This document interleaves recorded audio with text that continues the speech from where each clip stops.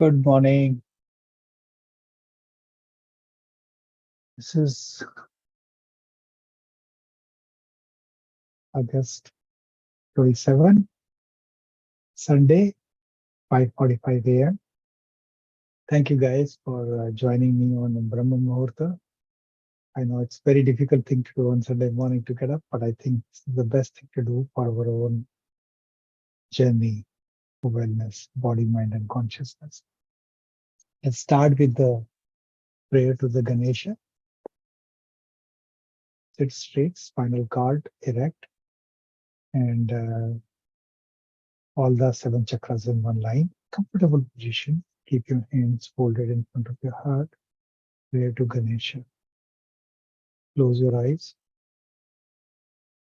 Om Garanam Tva Ganapati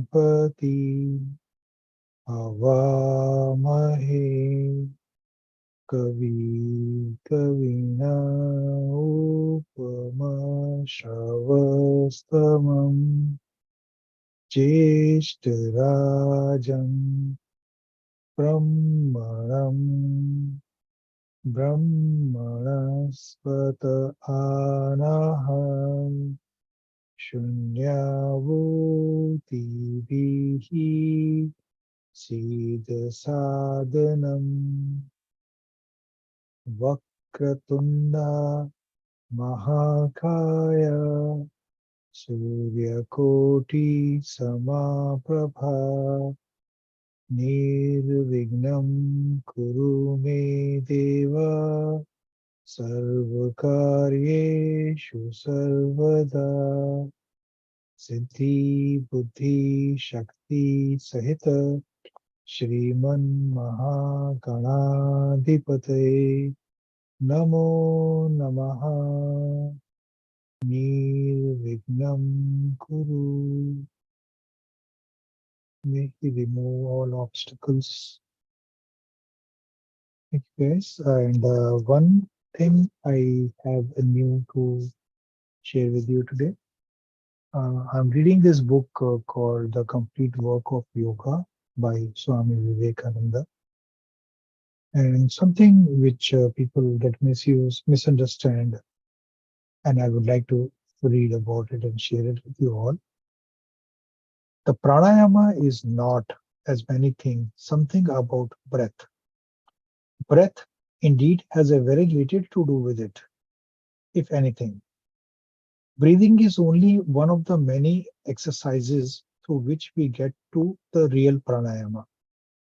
Pranayama means the control of prana, which is also the life force.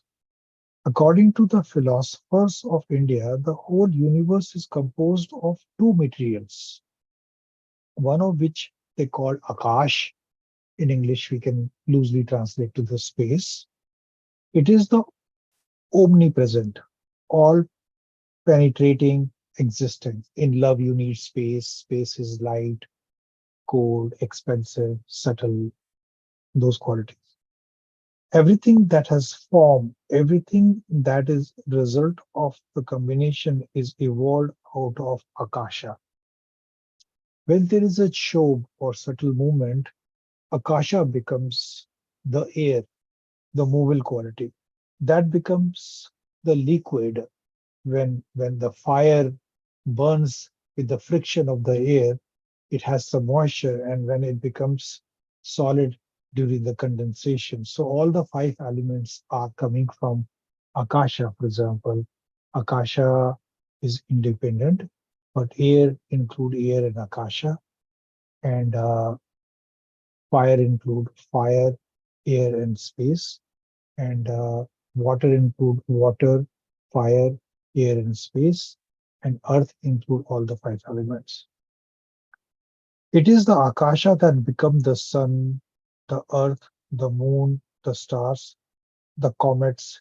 It is the Akasha that becomes the human body, the animal body, the plants. Every form that we see, everything that we can sense, everything that exists, it cannot be perceived. It is so subtle that it is beyond all ordinary perception. It can only be seen when it has become gross, has taken form, shape. At the beginning of the creation, there is only this Akash. And at the end of the cycle, the solid, liquid, gas all melt into the Akash again. And the next creation similarly proceed out of Akasha. So that's the substance of the universe. But what moves, what makes it energy and all? So there, uh, the second element is the power that by what power is the Akash manufactured into this universe which we witness? By the power of the prana. So prana is the life force power. Just as Akash is the infinite, omnipresent material of the universe, so is the prana, the infinite, omnipresent manifesting power of the universe. At the beginning and at the end of the cycle, everything become Akash, and all the forces that are in the universe resolve back into prana. So prana is all forces. In the next cycle, out of this prana is evolved everything that we call energy, everything that we call force. It is the prana that is manifesting as motion, law of motion. It is the prana that is manifesting as gravitation, as magnetism, all these forces which we study in physics.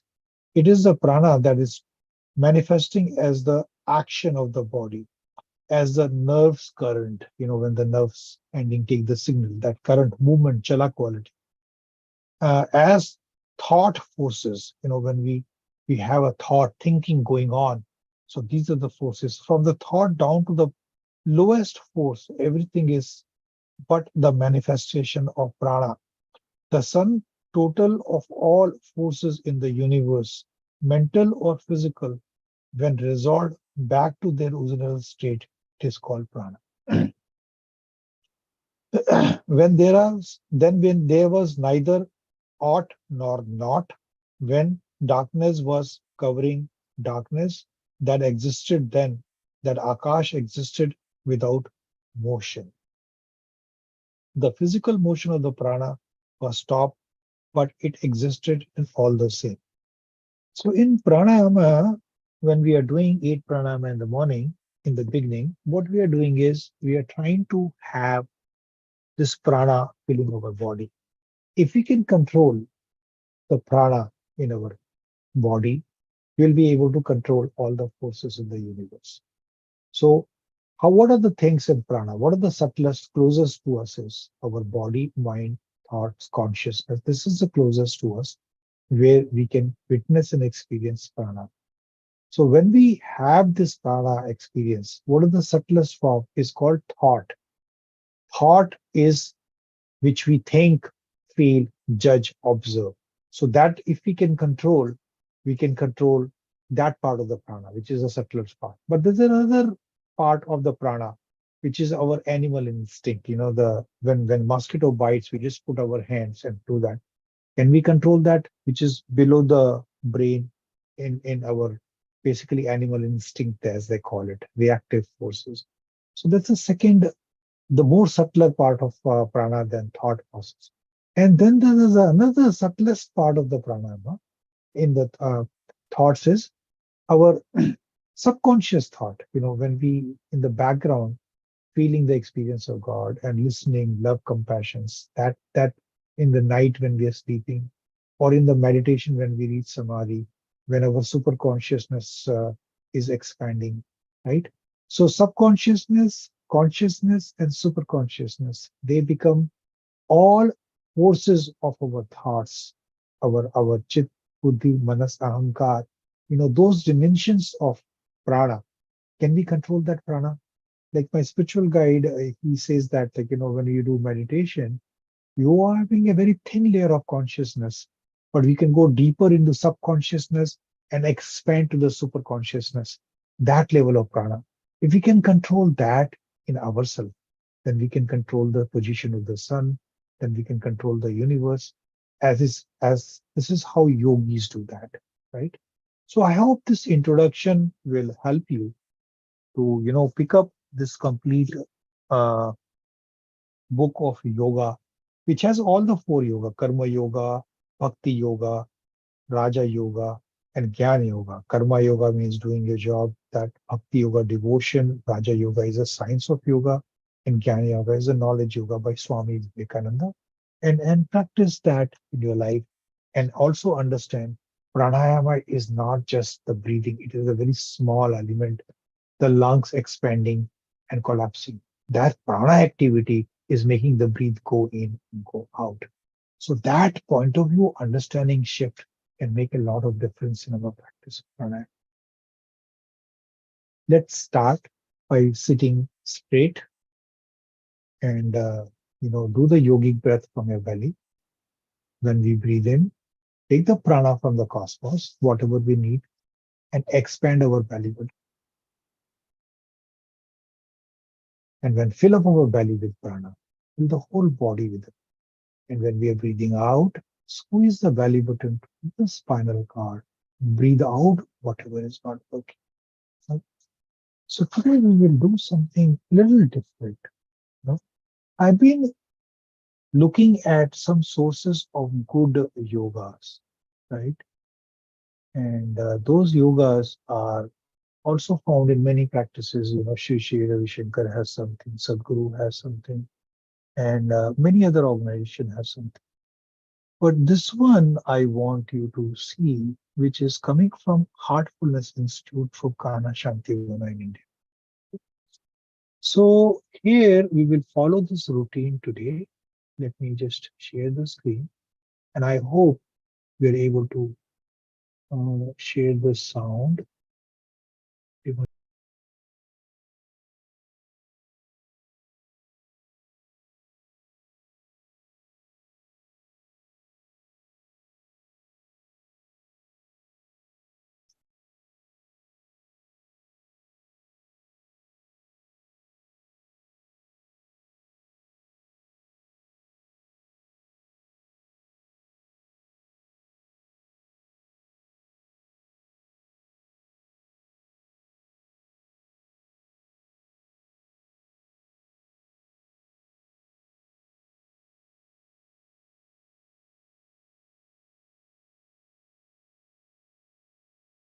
I will send the details in the bottom of the session, and also the free program what Heartfulness Institute offer for yoga. Thank you and wish you a happy Sunday.